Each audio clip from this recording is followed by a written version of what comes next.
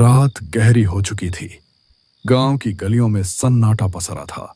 सिर्फ कहीं दूर से कुत्तों के भौंकने और झींगुरों की आवाजें सुनाई दे रही थीं। गली के मोड़ पर बनी एक छोटी सी चाय की दुकान कांपती हुई लालटेन की पीली रोशनी में जगमगा रही थी। लकड़ी की बेंच पर 2 आदमी बैठे थे। शिवा, तूने कभी उस पुराने पीपल के पेड़ के नीचे रात में रुककर देखा है? लोग कहते हैं कि वहां सफेद साड़ी वाली औरत दिखती है। कहते हैं वो औरत असल में उसी हवेली वाली है जिसकी बरसों पहले मौत हो गई थी। सुनने में आया है उसकी लाश कभी ढंग से दफन नहीं हुई और उसकी आत्मा भटकती रहती है। हाँ रे, एक बार मेरा चचेरा भाई उधर से देर रात गुजरा था। बोला कि जैसे किसी ने पीछे से उसका नाम पुकारा। मुड़कर देखा तो कोई नहीं, लेकिन पैरों के पास ठंडी हवा का झोंका आया था। उसके बाद कई दिनों तक बुखार में पड़ा रहा। लोग बातें बनाते हैं रामलाल, लेकिन गांव के ही रघुवीर को याद है ना? वही जो शराब पीकर उस हवेली में घुस गया था। सुबह लोगों ने उसे चौपाल के पास पाया। पूरा पागल हो गया था। अब तो 2 शब्द जोड़ने की भी हालत नहीं है उसकी। तो क्या तू मानता है कि भूत प्रेत सच में होते हैं? न मानूं तो क्या। आधी रात को गांव के बाहर वाले कुएं पर मत जाना। पता नहीं कौन सी परछाइयां खड़ी रहती हैं वहां। कई लोगों ने देखा है, औरत के रोने और बच्चे के हंसने की आवाजें एक साथ आती हैं। चाय की भाप और धुंधली रोशनी के बीच उनकी बातचीत लगातार गहराती जा रही थी। तभी अचानक कदमों की आहट सुनाई दी। दोनों सहमकर इधर उधर देखने लगे।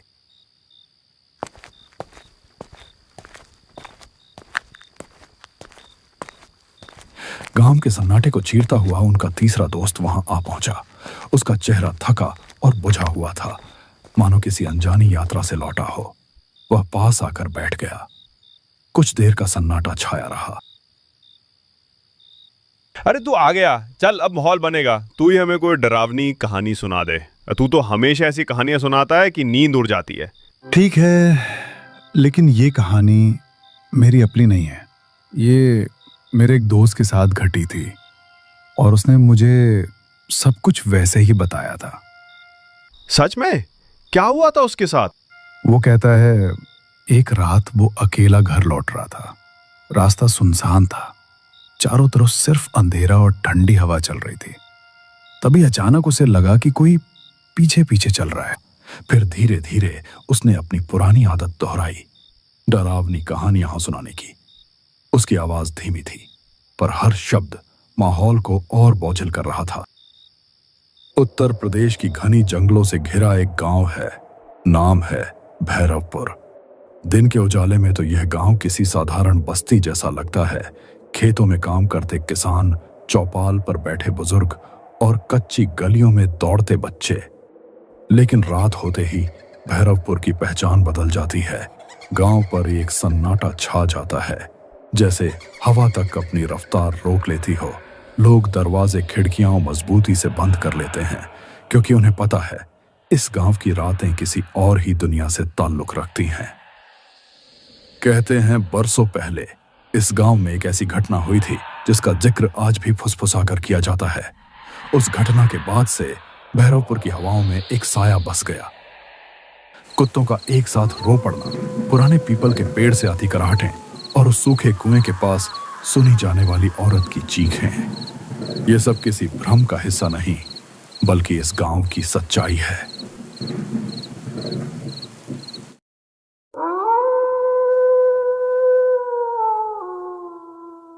रात का वक्त था, लगभग 10:30 बज रहे थे। गांव में हल्की हल्की हवा के साथ बारिश भी हो रही थी और यहां सूरज के बेटे की तबीयत बिगड़ती ही जा रही थी। कोने में हल्की सी एक लालटेन जल रही थी। दोनों पति पत्नी अपने बच्चों की तबीयत को लेकर चिंतित थे। सूरज का मन तो था कि वह अपने बेटे को शहर के अस्पताल में ले जाए, लेकिन गांव वालों से उसने जो सुना था उसे सोचकर उसकी रूह कांप जाती थी कि कहीं उसके साथ भी कोई अनहोनी ना हो जाए।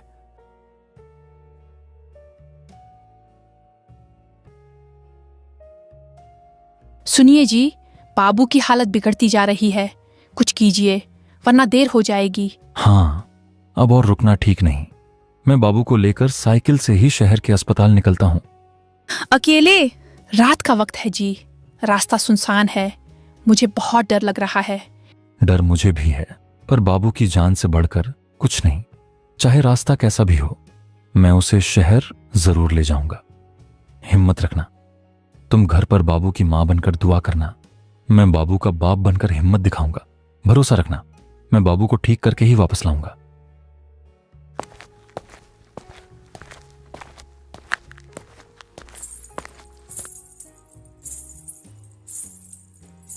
उस रात एक पिता अपने बेटे की जान बचाने के लिए एक ऐसे खौफनाक सफर पर निकल पड़ा था जहां कदम कदम पर खतरा था। इस गहरे अंधेरे के बीच साइकिल चला रहे सूरज के मन में डर बढ़ता जा रहा था।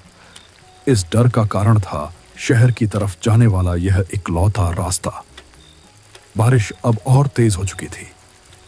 बूंदें सूरज के चेहरे पर पड़कर जैसे उसे बार बार चेतावनी दे रही थीं, लेकिन उसके पास ठहरने का वक्त नहीं था। बेटे की सांसें भारी हो रही थीं।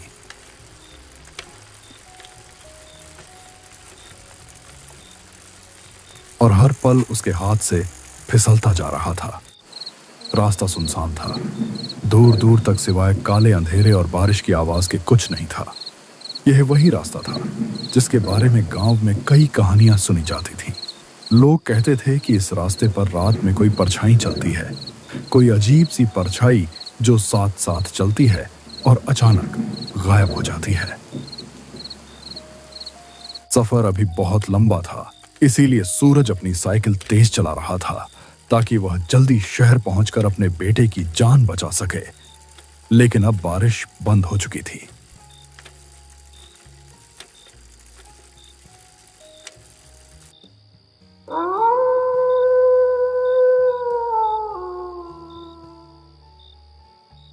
थोड़ी दूर आगे जाने पर सूरज को रास्ते में एक औरत बैठी हुई दिखाई दी। सूरज को यह देखकर बहुत आश्चर्य हुआ कि उसे रास्ते पर इतनी रात को कोई क्यों बैठा है। बेटा जरा रुक जा, ये टोकरी भारी है, मेरे बूढ़े हाथ कांपते हैं, उठा नहीं पा रही। अम्मा, मेरा बाबू बीमार है, मुझे जल्दी शहर पहुंचना है, वरना उसकी हालत और बिगड़ जाएगी। माफ करना अम्मा, अभी मेरे पास जरा भी वक्त नहीं है। अरे तू तो नेक लड़का लगता है, मेरी मदद कर दे बेटा, तेरे सिर पे दुआ रहेगी। ठीक है, आप अकेली हैं इतनी रात को। अच्छा बताइए कहाँ रखना है टोकरी, मैं उठा देता हूं। सूरज टोकरी उठाने की कोशिश कर ही रहा था, तभी उसने देखा कि वहां तो कोई है ही नहीं। उसका दिल जोर जोर से धड़कने लगा। हे भगवान, ये मैंने क्या देखा? अभी तो यहीं खड़ी थी अम्मा, फिर अचानक कहां गई? नहीं नहीं, ये जगह ठीक नहीं है। डर और बेचैनी उसके चेहरे पर साफ झलक रही थी। वह तेजी से साइकिल पर चढ़ा और अंधेरे रास्ते में भागने लगा, लेकिन किस्मत जैसे उसका साथ छोड़ चुकी थी। मुझे यहां से निकलना होगा, बाबू की हालत और बिगड़ रही है, जल्दी शहर पहुंचना है।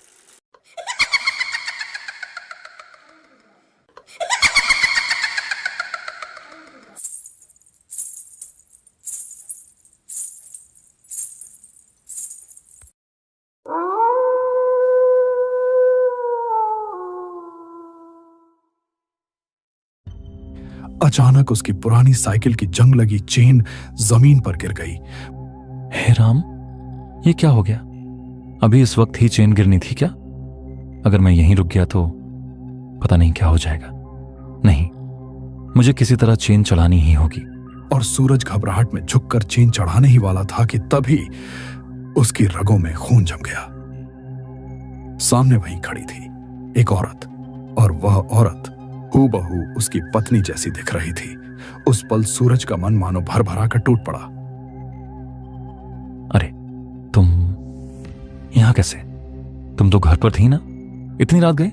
इस सुनसान रास्ते पर कैसे चली आई? मत पूछो, मैंने रास्ते में एक परछाई देखी थी। वो लगातार मेरा पीछा कर रही है। मैं डरी हुई थी, इसलिए भागकर तुम्हारे पास आ गई। जल्दी करो, हमें यहाँ से निकलना होगा। बाबू को मुझे पकड़ाओ, मैं उसे संभाल लेती हूँ। तुम साइकिल ठीक करो। परछाई, ये कैसी बातें कर रही हो तुम? लेकिन अगर तुमने सच में देखा है तो मामला गंभीर है। अच्छा, तुम बाबू को थामो, मैं चेन लगाता हूं। हाँ, जल्दी करो, वो कभी भी यहाँ आ सकती है। उसने सोचा शायद उसकी पत्नी ही है जो किसी तरह यहां तक पहुंच गई। वह कुछ पूछने या सोचने की हालत में नहीं था। थकान, डर और बच्चे की बीमारी ने उसकी समझ को कुंद कर दिया था। उसने बिना शक किए अपने बीमार बेटे को उस औरत की बाहों में थमा दिया। सूरज जल्दी से साइकिल संभालकर आगे बढ़ गया।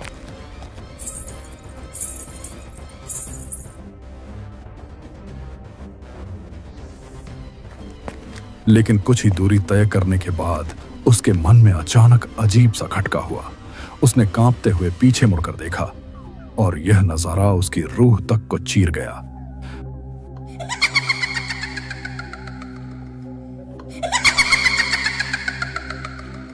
वहां उसकी पत्नी नहीं थी, सामने वही था जिससे गांव के बुजुर्ग हमेशा चेतावनी देते आए थे, छलावा। उसका असली भयानक रूप अब सामने था और उसकी पकड़ में सूरज का छोटा सा बाबू था। मेरे बाबू को छोड़ दे, ये मेरा बच्चा है। तू इसे क्यों ले आई? ओ मां, मैंने तो तुझे अपनी पत्नी समझा था। आंसू बारिश के कतरों के साथ मिल गए और उसकी दौड़ती हुई सांसें पागलपन की हद तक तेज हो गईं। वह ठोकर खाता, गिरता, फिर उठता और भागता रहा। उसके सीने में सिर्फ एक ही बात थी, किसी भी तरह बाबू को बचाना है। डर अब भी था, लेकिन उस डर के नीचे छिपा पिता का हौसला कहीं ज्यादा बड़ा था। मेरा बाबू मुझे लौटा दे। नहीं, ऐसा मत कर, मैं तुझसे हाथ जोड़ता हूं। मेरे लाल को कुछ मत करना, उसे मुझे दे दे। सूरज बेतहाशा अंधेरे में अपने बच्चे को ढूंढ ही रहा था। उसके कदम कांप रहे थे, दिल की धड़कनें तेज होती जा रही थीं। तभी उसकी नजर सामने पड़ी।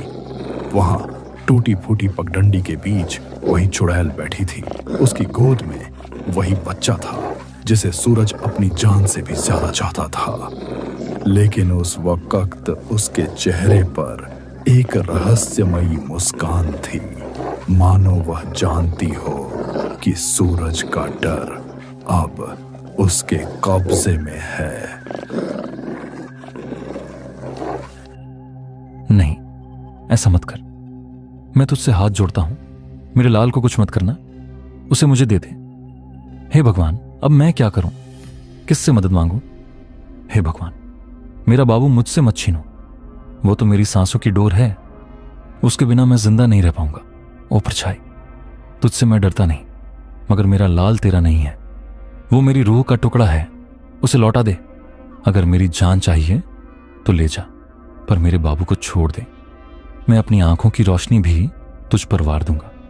बस मेरा बच्चा मुझे लौटा दे। छलावा ने अपनी लाल आंखें चमकाईं। वह जैसे ही बाबू को चोट पहुंचाने के लिए अपना काला हाथ उठाता, तभी अचानक अंधेरे को चीरती हुई मोटरसाइकिल की तेज हेडलाइट उधर आ पड़ी।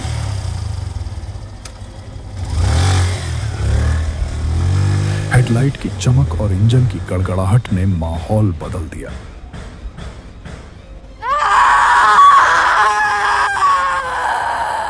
छलावा ने चीख मारी और अगले ही पल धुएं की तरह गायब हो गया।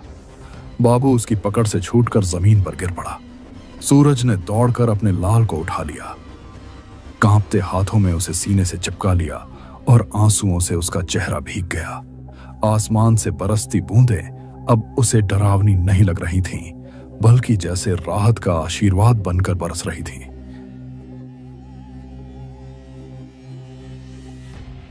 अरे सूरज, ये तू यहां इस हालत में? और ये तेरी आंखें लाल क्यों हैं? भाई, तू सही समय पर आया, वरना मेरा बाबू, मेरा लाल मुझसे हमेशा के लिए छिन जाता। किसने छीना था? कौन था यहां? वो कोई औरत नहीं थी, वो तो छलावा था। उसी ने मेरी आंखों के सामने मेरी पत्नी का रूप बनाकर मुझे धोखा दिया और मेरे बाबू को लेकर भाग गया।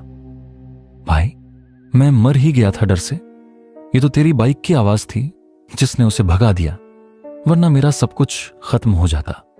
छलावा, हे भगवान, मैं तो रास्ते में बस अंधेरे में कोई साया देख रहा था, तभी मैंने गाड़ी तेज कर दी। अच्छा हुआ जो मैं यही रुक गया। भाई, तूने आज मेरी जान नहीं बल्कि मेरी पूरी दुनिया बचा ली। तेरी ये मदद मैं जिंदगी भर नहीं भूल पाऊंगा। सूरज, घबरा मत, अब मैं हूं ना। देख, बाबू सुरक्षित है। हम दोनों उसे लेकर तुरंत शहर चलेंगे। तुझे अकेले नहीं छोड़ूंगा। उस अंधेरी रात में सूरज की यह कहानी गांव के दिल में हमेशा के लिए दर्ज हो गई। एक बाप की जिसने छायाओं और छलावे से टकराकर अपनी संतान को बचा लिया।